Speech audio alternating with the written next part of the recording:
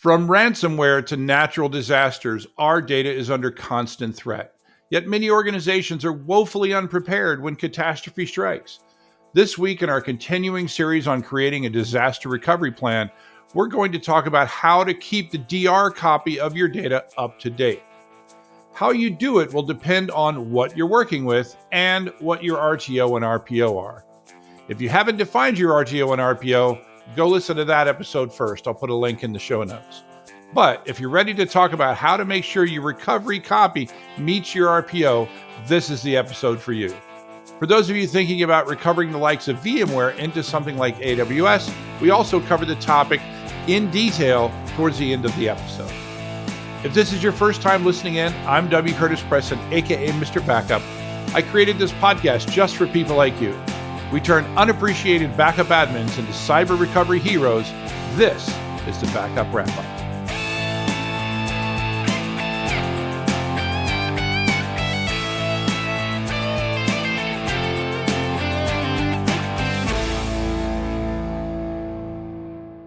Welcome to the show.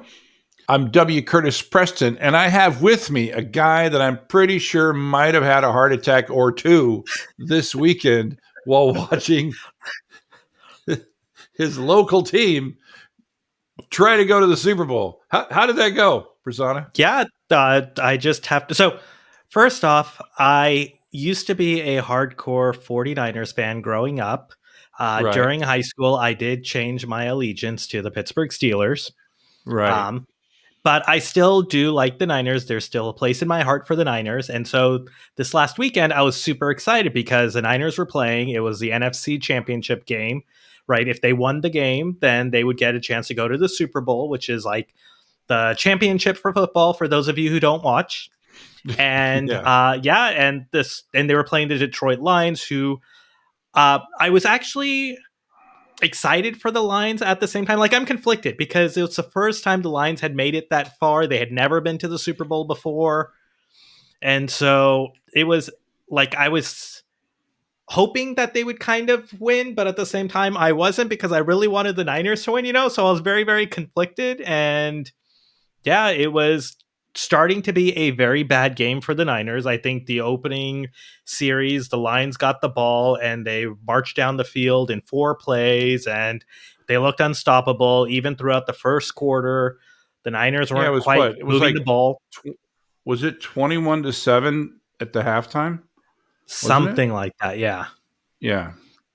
And so it wasn't looking great. Yeah. And my cousin and her husband are big Lions fans. And so they were super excited about the Lions. And I was like, as long as it's a good game and not a blowout, because honestly, like, to me, I hate blowouts because it's not fun to watch. If it's a close game, if it's a good game, even if the Niners had lost, it would have been fine.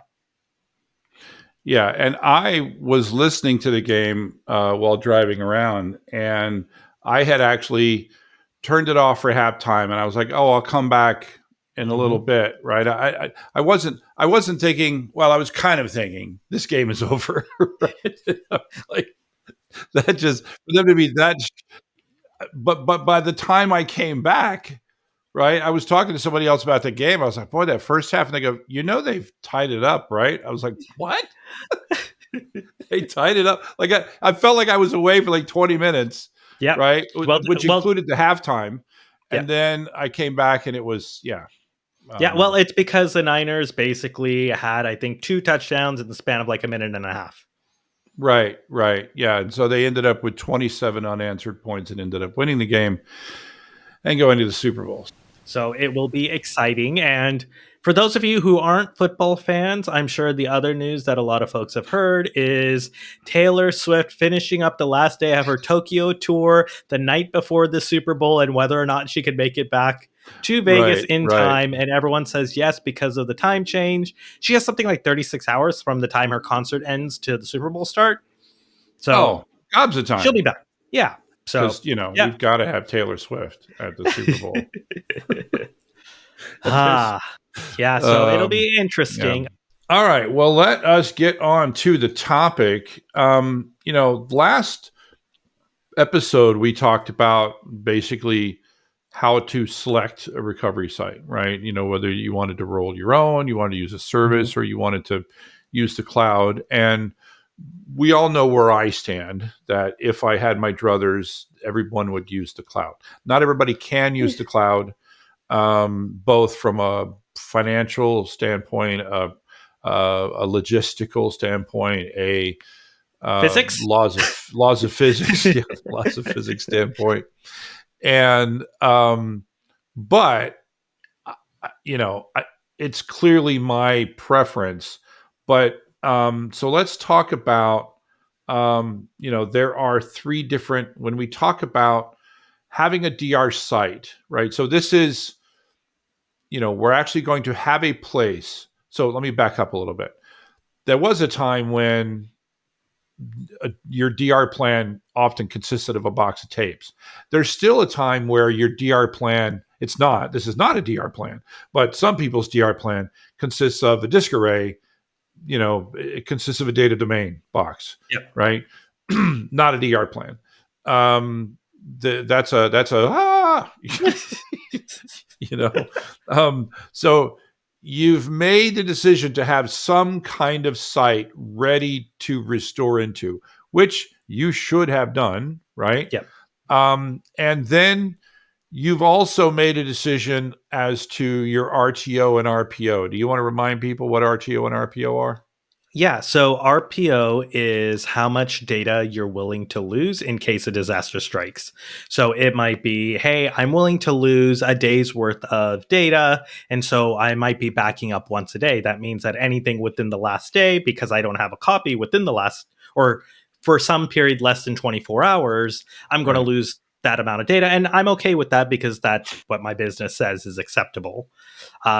RTO is recovery time objective, which is how long does it take to recover my application back to a well-known state.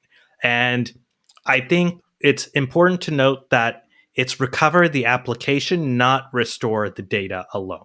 Restoring the data is just a part of it, but you really want to think from a business perspective of, hey, something happened. How long does it take for it to come back up so I can be back in business? Yeah, as much as those backup people like myself would like to think that backup is the center of the universe, it's not, right? There's so much more that goes into a disaster recovery, especially if that disaster recovery is being done because of a ransomware or other cyber attack. There's all of this work that has to do before you do the actual restore. And an RTO takes all of that into account, right? A true RTO. There are three different types of sites, and we'll start with probably the most common. What's that? Well, one thing to add is this is orthogonal to what we had talked about in the last episode, which is sort of like on premises or doing a service or using the cloud, right? So you could take what we're about to talk about and apply to any one of those three options that we talked about last episode. Not everybody can use orthogonal in a sentence, Prasanna. Did I use it in the correct way, though? No, you did. You did. It's just this. I'm like, there you go, throwing out those, big 50-cent college words. Is that what they teach you at Carnegie Mellon? Yeah. No, I don't think they did. I think I learned it when I was working. So basically, right. You explained yourself in the end. I was like, is this guy really throwing out orthogonal? Anyway, so all right. So a cold site. So we have cold site, warm site, and hot site. These are the three different ways that you can prepare, or you can have a disaster recovery site ready. And a cold site is, I think they're kind of self-explanatory. And that is that a cold site, there is no recovery done prior to a recovery. Basically, you've got a bunch of equipment sitting there ready to be recovered. And then when you declare the disaster, now the restore begins, right? Can you think of any other? I was going to ask, for cold, is there a spectrum? I know when you just explained it, you said the equipment is there, but none of the recovery has happened before. Could you have sort of like the far extreme of cold be, hey, I don't even have equipment. I have a data center, but I now need to procure the equipment? Or would you say That's that not a that's site. really not data? Okay. That's not a site. That's a building. Okay. Yeah, I think you have to have planned for the DR in advance. You've configured your Okay. site. If you haven't procured your equipment in advance, that's not really a DR site at all. Okay. That's Okay. that's not a good idea. You have the equipment in place or the infrastructure in place, but you just haven't started the recovery process. So there isn't a cop. But okay. So now my next I'm question. specific. I'm specifically using the word restore here Okay. because recovery might be more encompassing than the restore. You haven't Okay. started the actual copying of the backup to the Okay. disk drive. But the backup Sure. could exist on at the DR site already. Right. Okay. Hopefully Yeah. it's yeah. Okay. Yeah. Okay. Just want to make sure that I'm going through Yeah. those. And now we're going to swing way to the. I'm going to do this in sort of not. I'm going to swing way to the other side, and that is a hot site. Do you want to talk about what a hot site is? Yeah, a hot site is basically so you just talked about cold. Hot is, if you take the exact opposite of everything you just said, that is what Yeah. a hot site is. So everything is up, it's ready, your data has already been restored. And so when you actually need to fail over to your recovery site, it's literally just like fail over, you're done. You don't have to move any data. It's all ready, it's Right. available, it's good to go. Yeah, it might be a few minutes behind, depending on. It most likely will be a few minutes Yeah. behind, depending on whatever technology you're using to get the data over there. But the idea is that this is for environments that, well, number one, they can afford it, and number two, they can justify it.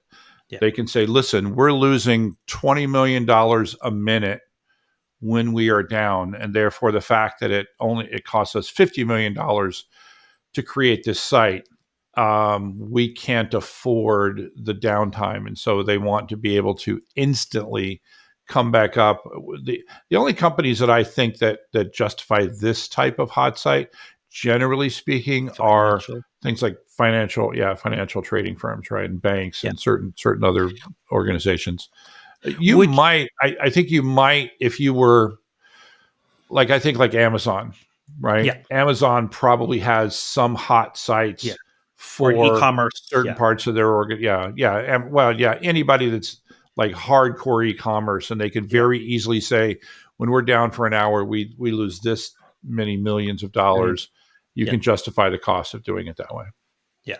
Now, would you say that for a hot site, it's most common that people are using, say, a database level replication to their DR site, or that they are probably using array level replication to get the data over there to have it ready so it can You're be spun jumping up? ahead. You're jumping Okay. ahead. Okay. Your comment, Your Honor, I request that his comments be stricken from the record. Okay, I will wait then. Okay. All right. Always trying another to question. be smarter than the class, Mr. Orthogonal. So, one other question about the hot site. So we talked about the data is there and everything's available. I'm also does that also assume that the application is also there and ready to go? Yeah, I Or are mean, the you idea is that it's as ready to go as it can be, okay? right? I mean, generally speaking, what we're talking about is that we're keeping the copy of the data and any applications that need to be there, right? Everything is being kept up to date so Yeah. that you can literally just push a button and you're done, Yeah. right? It's almost ideally you would But have a clone of your production in the DR site is what you're talking about. Hot site. yeah, yeah. And then in the middle between those two extremes is what we call a warm site. And I would describe that again as being between between those two things. So you have Cold. you have a copy of your data restored and being kept ready, but it's way behind when compared to the concept of a hot site. It might be a day behind. It might be an hour behind. It might be, it just depends on whatever technology that you're using to keep it up to date. but it's being kept up to date, um, very regularly. It's farther behind than what a hot site would have. And you're going to use this when, if and when you decide that if it, you're going to use this when your RPO calls for that. Your RPO is measured in a day, you don't need a hot site. If your RPO is measured even in, say, several hours, you don't need a hot site. You can meet that concept. And the reason why this matters is that it dictates what technologies basically that you're forced to use, which you were hinting at earlier, and we're going to cover next. It dictates what technologies you're able to use. Yeah. Now, before we jump to technologies, my question's on your definition for warm site. You said that the data has been restored, but to a older point in time, if you will, or older version of that data. Is that correct?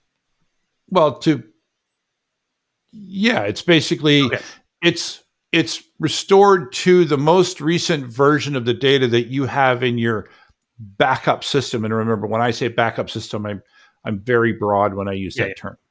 Yeah. Right. So so it's restored though to some production type system that you can then work off of.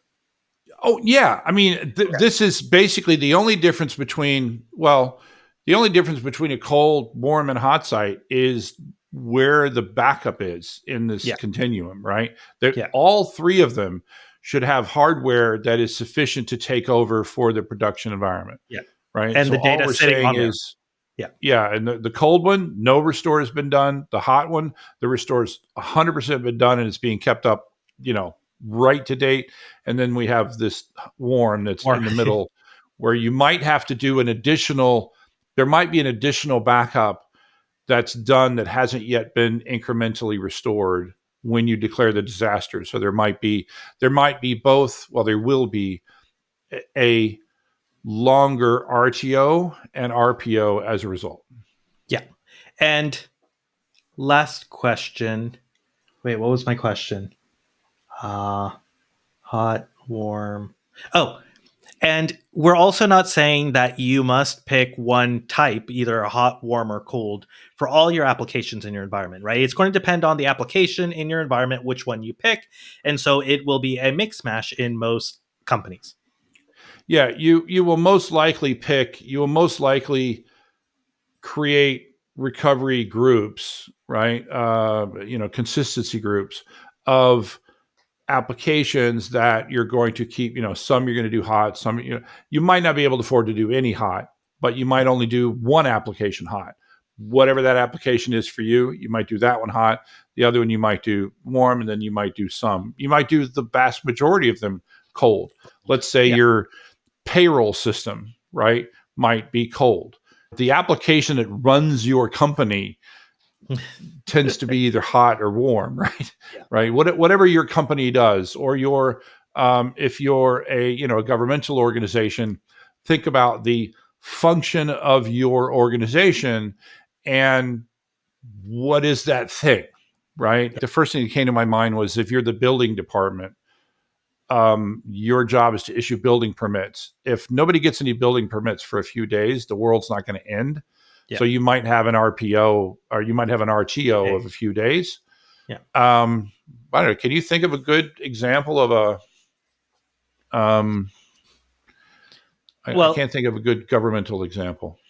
Well, one that will probably require a hot site is like the TSA, right? Or Homeland Security, right? Where those databases, because they're constantly being used and checked as people are flying and other aspects, those probably need to be on a hot site. Yeah. We want that whole system to be available all the time. And we know how well things go when the entire world shuts down, when the transportation shuts down. It takes days for them to get back. So let's talk about the different ways that we can do this, right? There's basically, the question is, are we going to replicate the primary data, or are we going to replicate the backups? These are kind of the two very broad ways.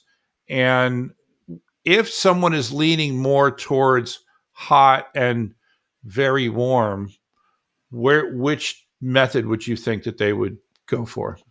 They would probably be replicating the production data. Yeah. You want to talk about the different ways that you might do that? Yeah, so there are different ways depending on the application, what your recovery situations look like. If you are using a database, you could potentially replicate at a database level and rely on that to send over each transaction to the other side and write it down. And this is where you get to sort of the near zero RTO and RPO. You could look at array level replication, where go back and listen to those episodes where we talk about all the different flavors, but you can use array level replication to replicate data either as near zero as possible or with some amount of lag. There's also operating system level, so hypervisor level Right. replication too, that you should take into Right. consideration, like replicating at a VM level from one system to another. Yeah, and another one that often gets forgotten is software-based replication. Generally, what we're talking about here is software that virtualizes storage. There are a number of products that do that, and they allow you to use disparate types of arrays and things like that. So there's software-based volume management, I would call it, or disk virtualization software. I don't know what category that all is. Logical volume managers. Yeah, logical volume managers is that would be the right term to use there. It's not as big of a category as the disk-based folks, but there are plenty of folks, some of which we've had on the podcast, plenty of companies that do quite a bit of business replicating data at the block level, but not at the disk array level. Or you could think of it as ZFS as well, right? Yeah, ZFS is ZFS is like, it's like Emacs. Like Emacs, the editor that thinks it's an operating system. ZFS is like everything. It's a file system. It's a volume manager. It's a lot of things. And yes, you can do ZFS-based replication as well. Yeah. So there are a variety of ways that you can replicate the data, the application. And the more you want to get to an RPO of 0, the more you're going to look at those methods. And the more your cost will also be higher too. So just something to keep in mind. Because you're still going to have your backup system. So you're going to be paying for both a backup system and a DR system for the purposes of DR.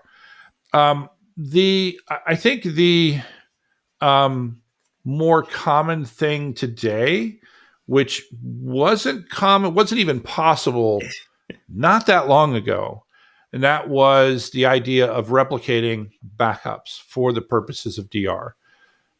If we go all the way back to, the first time I really thought about this was when I was introduced to the idea of deduplication, which is now an idea that's now over 20 years old. It's just funny that I still think of it as a new idea because I remember when it was new to me. But because of dedupe, we're able. It made replication of backups possible. And because we can replicate backups, we could get backups from here to there, and there could be virtually anywhere, including the cloud. And then since we've got the backups available in this alternate location, we could then use them to essentially restore in advance the environment that we're restoring to. Does that sound about right? Yeah, so you could stage it and have it all ready to go before you actually need to fail over. Right. Yeah. And the nice thing about using your backup system to replicate is, like you said, a lot of the times it's deduplicated, so you're getting the savings over the wire. Also, when you're replicating production workloads, like when you talk about a hot site, you're usually replicating almost every single transaction or a lot of transactions at once, which if you're having sort of overwrites or things going out of date, like that doesn't necessarily make sense to always replicate everything over. And so taking a fixed point in time, a backup, say, even if you did it every 4 hours or 6 hours and replicating it over, you get a lot of the space savings and network efficiencies. Right. And whether you're replicating the primary data or the backup data, these methods could still be used for any of these for, cold, hot, or warm. Generally speaking, if you're hot, you're going to be doing primary. I don't think you could really do. No, you couldn't do backup replication and do a hot site. I don't think you can really only do Yeah. a warm site or a cold site, right? Yeah. But the idea here is that by replicating backups, we've got the backups ready at the recovery site. So again, if your site is a cloud site, or if it's a service center where you're paying for them to have a DR site ready for you, the beauty of replicating backups is that you have your backups there ready to go when it's time to do the DR. Yeah. And if you want to go through the trouble, if you've got a product that is capable of doing this, you could even do a warm site, and you could basically do you do this restore in advance, so that when it's time to press the button, you might have to do one additional incremental restore. Do you want to? I've used that term a couple times in this episode. Do you want to define what an incremental restore is? Yeah, an incremental restore is, so when you think about restoring data, you want to get back to a point in time. Now, if you're doing a one-off restore, you have to restore all the data, and that could take quite a while. But if you're doing incremental restore, you sort of do that one large restore, and then you're restoring the data incrementally. So each one is smaller and smaller than the original. So the amount of time, right, the RTO, is less for you to get back to a more recent point in time than it was trying to restore all the data in one go. Yeah, it's basically the restore equivalent to an incremental backup, right? An incremental backup backs up the changes that have occurred since the last time we did this. This just restores those changes, and it makes it incredibly efficient for this idea. Earlier you said you could do it every 4 hours. I remember, when I worked at Druva, some people would do it every hour, right? So you do a backup. The idea of doing a backup every hour, your backup, if it's done well, your backup should only take a couple of minutes. Yeah. Then you got to replicate the backup, and then that incremental restore should only take a couple of minutes, right? Yeah. The more often you do it, the more often you will be probably replicating some duplicated data. You talked about that. If you have a single record that gets changed multiple times, you'll end up replicating that. So you've got to just take that into account, and make sure you're meeting your RPO needs. I have a practical question for you. Yeah. In your experience in the world of actually administering backup systems, NDR systems, and things like that, where do most people land? Do you often see them using their backup systems for warm sites, for keeping their warm sites up to date? Do you tend to find, because I know we talked earlier about, okay, for hot sites, it probably never makes sense to really use your backup systems for keeping the hot site up to date? My answer will probably be kind of depressing. I don't think most people do the things we're talking about in this episode, right? Just like a lot of the things that we talk about, and I'm sure you, listener, are the opposite. You know why? Because you're listening to this podcast. But I think it's one of those things where, like, backup and DR, it just goes ignored so many times. Yeah. I'd like to think that because of what's happened in ransomware, that maybe people get better. But I think most people don't have a solid DR plan, period, let alone, and if they do have one, it's probably using a cold site because they can't afford the cost and the management cost of doing a warm site or a hot site. Or I would say that maybe they never thought about using a backup system for keeping their warm site up to date.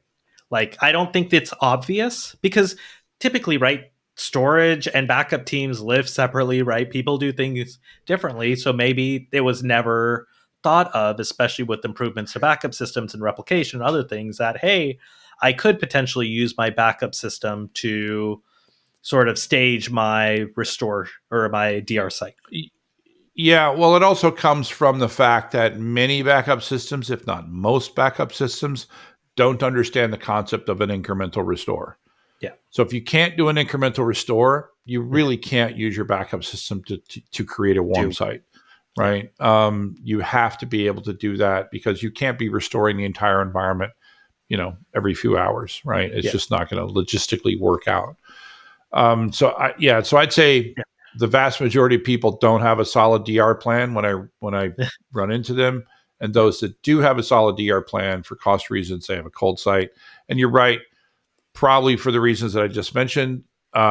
Maybe the reason they haven't thought of a warm site or using their backups to create a warm site is that they either haven't thought about it or their backup system can't do it. Yeah. So before we finish up here, I want to talk about this idea of using, because I am a big fan of the cloud, but I don't think, in VMware / Broadcom, I don't think, or it's still the biggest, virtualization platform out there. And I don't think that you necessarily have to use VMware Cloud to restore VMware. I think it's okay to restore VMware into something like AWS, but what's the problem with that? So, at least for my understanding of folks, right, one of the challenges, there are two challenges. One is when you are restoring a VMware image into AWS, there is a conversion process that happens because they are different. Right. And now you could do some optimizations. And I know AWS has done a bunch of optimizations on their side as well to reduce the amount of time it does to do the conversion. But not everything is always guaranteed to work after you convert it into AWS. So make sure you test whatever VMware image you have on premises to make sure it will actually boot and run in the cloud, because not everything will be supported. So that's kind of... You mentioned two problems. Yeah. So the second problem is people like VMware on premises because they have the entire ecosystem, right? Your management tools, if you like vCenter, right? You know how to do everything. When you go to the cloud, now I have to learn AWS's console and how to manage things. Right. And if I'm a VMware admin, I don't know how all that works. And my backup tools may not integrate the same way in the cloud in AWS as it did on premises. So how do I now start protecting it? How do I now start to manage it? Do my applications all work the same? All of that becomes a little bit more challenging. Yeah. So let's talk about those two things. So the first is that conversion process does need to happen. The most common method that people use is to use the VMware P2V conversion process, right? So, they use the AWS conversion process to import essentially a server into a VM. And the problem with that, it works, but it is a 100% like linear time frame in terms of how long it's going to take to import, especially a large VM into that environment. So converting a VMware image directly through the AWS tools, and you're right, they've made some improvements in terms of making it faster, but it's going to be 100% tied to how big the VM is. There are other ways to basically surgically alter, if you will, the image to make it run in AWS. And those methods can be much quicker because they don't have to run every gigabyte through that conversion process. It's not dependent on the size. It's just a matter of, it's a matter of talking to your different, to your backup tool. If they don't know how to do that, then there are other backup tools that are able to do that. And but there is that challenge of moving a VMware environment into AWS from a just getting it done perspective. I will say it is possible to do it in a very short period of time, as long as you're using the right tools. And then that second one, yes, you need to be aware of the fact that you're now running in a totally separate environment. And I know we talked about this a couple episodes ago, where, one of my things is to make sure that the automation of the backups is one of the first things that you do. Make sure that you're now backing up your environment. You're like, oh, we're only going to be here for a day or so. I don't care. I don't care if you're only going to be there for an hour or so. Bad things happen. Make sure you're backing that stuff up, because also you might be wrong. right? You might be there for a while and bad things happen. I see myself as an optimist, but sometimes when it comes to backup and recovery, I'm like a pessimist. I'm like, the chances that something bad's going to happen while you're running in the cloud, I think are, directly proportional to how bad your backup environment of it is. Yeah. Right. If you've got no backups, then bad things can happen, and you will not be happy when that happens. Any final thoughts on updating? Well, just for that last point where we talked about running a VMware image in the cloud, right? I think this goes back to the last episode where maybe you, instead of trying to do it yourself, you look at a managed service provider, right? Someone else who has the experience that you can then just say, hey, you deal with this for me, and you don't have to worry about it. And that's a great teaser for next week's episode, but I know you didn't mean to do that. No, Once again, you're just ahead of the class. I don't even know what we're talking about next week. What are we talking about next week, Curtis? Software or service. Oh, there we go. So, once again, you're always, just trying to get ahead of the class. I do have one question, which I don't think we covered. Okay. So for the warm site, purpose-built backup appliance vendors say that you can instantly access your data off of the target system and then do things like storage vMotion or something else to move your VM from there to your production system. Yep. Do you consider that a warm site, or is that a cold site masquerading as a warm site? It's none of the things. Because what we're talking about here is a full site. Being able to, we're talking about a disaster, right? You've lost your entire data center. Depending on how you define a disaster, we've got one server and it's on fire. That's a disaster. Sure. But generally what we're talking about here is we lost our building, or we got a ransomware attack and our entire environment is down. We need to restore all of it over there. Running your and I'm a huge fan of the concept of instant recovery. Being able to run your AVM or two out of your backups is no substitute for having a DR site, right? So that's a great question, and the answer is it's none of the above, because it's not really designed to do that. Okay, thank you. I'm sure other backup folks may have that same question pop to mind. So, yeah, that's a great question for us to end up on.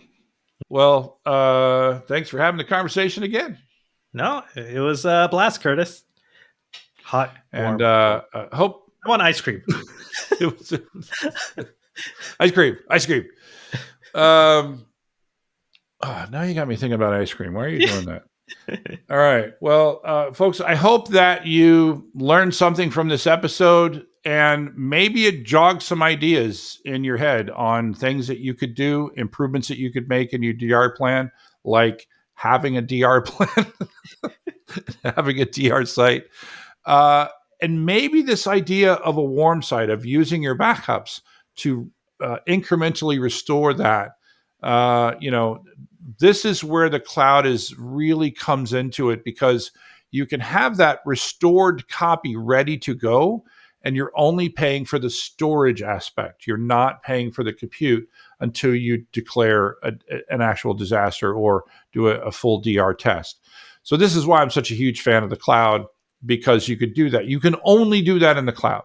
No, the cloud is not, the end all be all and the solution to all problems, but magical. Man, the DR is the killer app for the cloud. So I hope you learned a thing or two, and that is a wrap.